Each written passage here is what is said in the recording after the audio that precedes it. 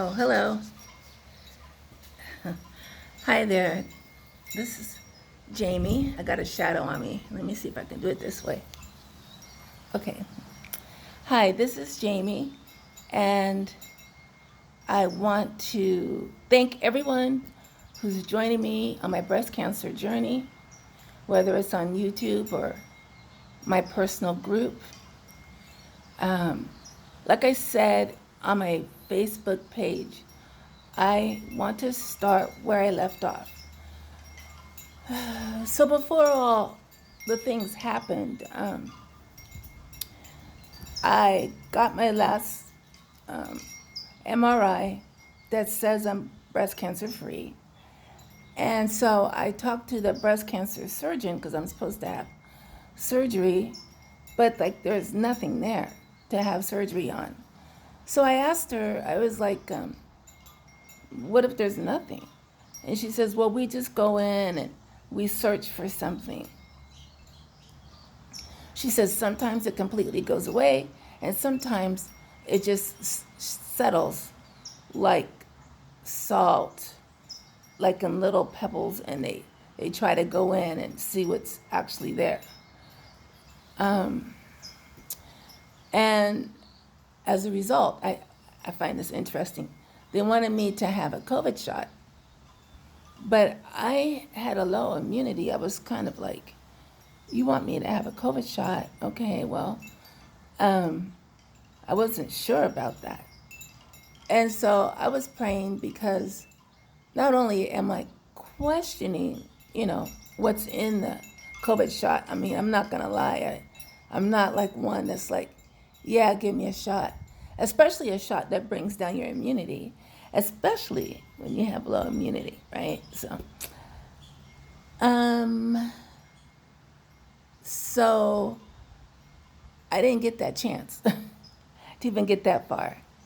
So I go to work, probably, maybe it was the next day or a couple days later, and I'm sitting down in the chair, and after my job, after I work, and I come home, so all of a sudden, about 8 o'clock p.m., I get hit with the most excruciating back pain. I mean, it was so excruciating that I didn't sleep the whole night. I tried to go to bed at 8 because I was getting up at like 4 to get ready for work. And so I never had it like that because I've had sciatica before, fell on my tailbone playing volleyball or doing stuff like that. So anyway, I stayed up all night in excruciating pain. I never had that. So I told Steve, you got to take me to the ER because I've been calling off of work and I have no doctor's note, no proof, nothing. So I go to the ER and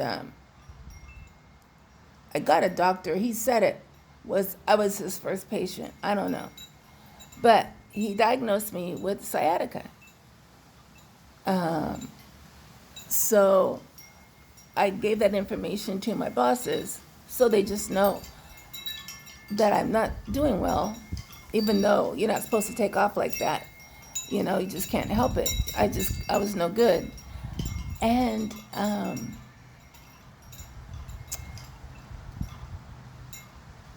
sorry, I just had my brain just erased. And so came home, then I guess 2 days later, now I don't remember this. So my mind just starts playing tricks on me. I guess Steve asked me to hand him something, and I couldn't see. He said I tried to hand him something, and it was supposed to go to one hand, and I just couldn't do anything. And so he asked me to do something else, and I couldn't do it. So he was like, something's wrong, you're going to the ER. And I don't remember going to the ER.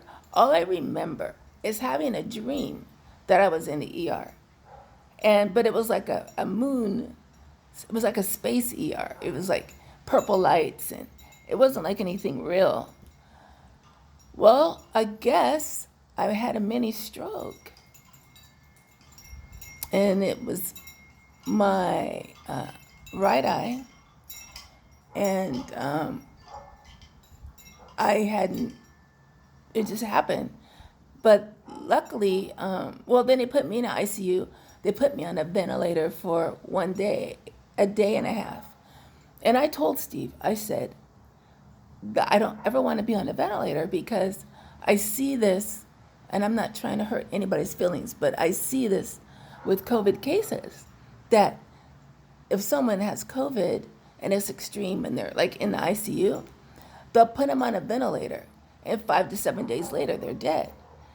And but besides being isolated, it's kind of like, you know, you can't bring your lungs back because your lungs are weak prior, that's why you have COVID, Lungs are weak, you can't breathe. And the ventilator is supposed to help you to breathe. But what I heard is that it breathes at a different pace than your actual lungs. So after a while, you're not matching. You can't match. And your lungs wear out. Besides being isolated, when you're isolated away from people, no one there to encourage you, it's a hard time. It's hard to recover. And a lot of people die. And I told Steve, I said, do not let me get me on the ventilator. This is way before I was ever sick. But he said they had me on it for a day and a half. And Steve was diligent. He was like, how are you going to get her off this ventilator? Because one doctor wanted me on there for like a week. And Steve did not accept that. So he talked to another doctor, and he was like, she's got to get off that ventilator. She's got to get off that ventilator. And so that doctor was an advocate to get me off. And I just praise the Father for that, because, I mean, I definitely could have been another statistic just way earlier. But as a result of them checking my, symptoms and everything, they found that I had parts of the back of something in the back. I don't know what it was. They say it's shaped kind of like a fan.